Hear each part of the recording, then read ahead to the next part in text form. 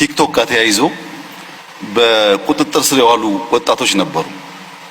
እነዚያ ወጣቶች ለኢትዮጵያ አስፈላጊ ናቸው። ሰላም ጤና ይስጥልኝ። እንዴት ናችሁ? በያላችሁበት ሰላማችሁ ይብዛ። እንግዲህ ጠቅላይ ሚኒስተር መለስ ዜናዊ ለነበር ነፍሳቸውን ይማርና ጠቅላይ ሚኒስተር አብይ ስለ ቲክቶከሮቹ የተናገሩት ነው። እንግዲህ ጠቅላይ ሚኒስተር አብይ ስለ ቲክቶከር መታሰራቸው ዝምታቸውን ሰበሩ። እንግዲህ ከሰሞኑ እንደምታውቁት እንትን አዋርዱ ላይ ያለ ምንድነው ከባህላችን ጋር የማይሄድ አለባበስ ለብሰዋል ተብለው የታሰሩ ወጣቶች ነበሩ። ከዛም ውጪ ደግሞ ያው ባለባበሳቸውም ባይሆንም እና አዶናይም ታስረው ነበር ማለት ነው። ባለባበሳቸው ሶስት ናቸው። እንግዲህ ባለባበሳቸው እኛ ይዛን ሰዓት እንትን ያልናቸው ሶስት ቲክቶከሮች ናቸው። የማይመስል ልብስ ለብሰው የመጡት ከባህላችን ጋር ያው ባህል የሚባል ነገር አለ፣ የኢትዮጵያ እምነት የሚባል ነገር አለና ያው ወንድ ልጅ እንደ ሴት ቦርሳ ይዞ የመጣበት አዋርድ ነበረ።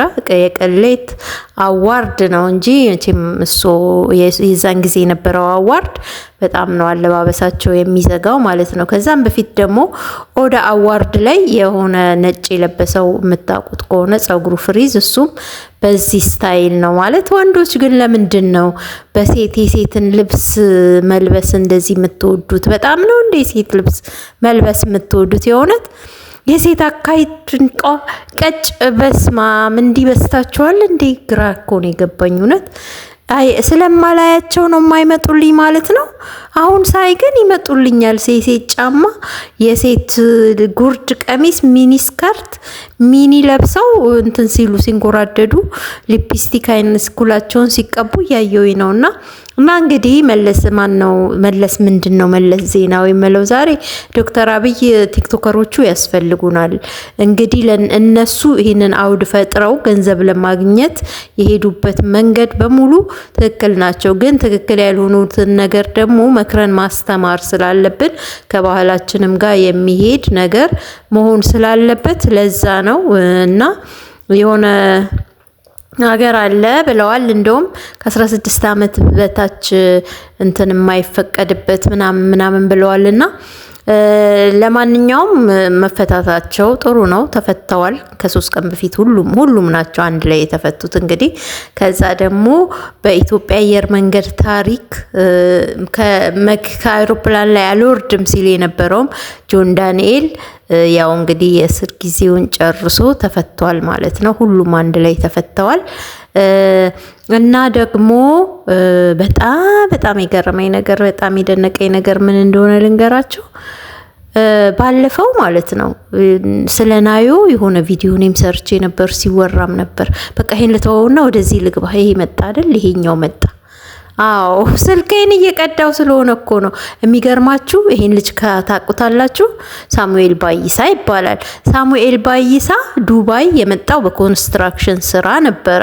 ከዛ በኋላ አንድ ቀን ስራውን እየሰራ እያለ የምታምር መኪና ያይና ፈዞ እያያት እያለ በመስኮት ሲያያት መኪናዋን አስተያየቱን ያየው የመኪናው ሹፌር ወደ ውስጥ እንዲገባ ጋበዘው። እንደዚህ ቆሽሼ ምናምን ነገር ሲለው አረና ግባ ችግር የለውም ብሎ አስገብቶ መኪናውን ወደሃታል ሲለው በቃ ከወደድካት ብሎ አዙሮ መለሰው ማለት ነው።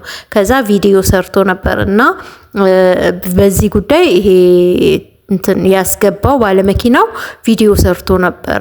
ከዛ ይህን ቪዲዮ ያየ ሞሮካዊ ይሄ ልጅ ያስፈልገኛል ብሎ ፊቱ ለሞዴል የሚሆን ነው ብሎ መረጠውና ሞዴል አደረገው ማለት ነው። መረጠው፣ ሞዴሊንግ እንዲሰለጥን አደረገው።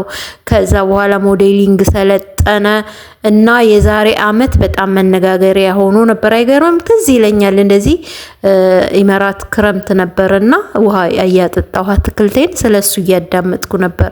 የሚገርማችሁ እንግዲህ በአመት ውስጥ አይገርምም ታሪኬን ቀያሪ ያለኮ እሱ ራሱ ማለት ነው። እውነትም ታሪክ አንዳንድ አጋጣሚ አቃጣሪ ነው የሚባለው። በቃ ያው አንዳንድ አጋጣሚዎች እንደዚህ ሳሚን ባለ ሽልማት አደረጉት ማለት ነው። ከሰሞኑ እንግዲህ ቬሮኒካ አዳነ በነበረችበት ሽልማት ላይ ቬሮኒካና ማናት ስሟ ሄራኒ ናት እነሱ ባሸነፉበት ሽልማት ላይ ሶስተኛ ሳሚም እንግዲህ አሸንፈዋል። ስለዚህ ከኢትዮጵያ 3 አሸናፊዎች ናቸው።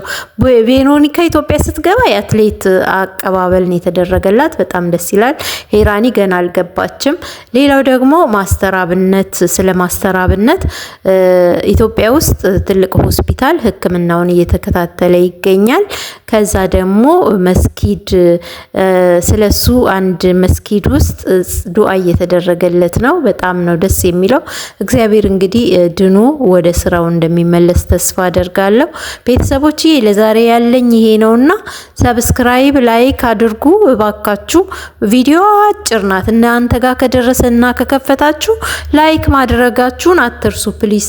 እወዳችኋለሁ። ተባረኩልኝ።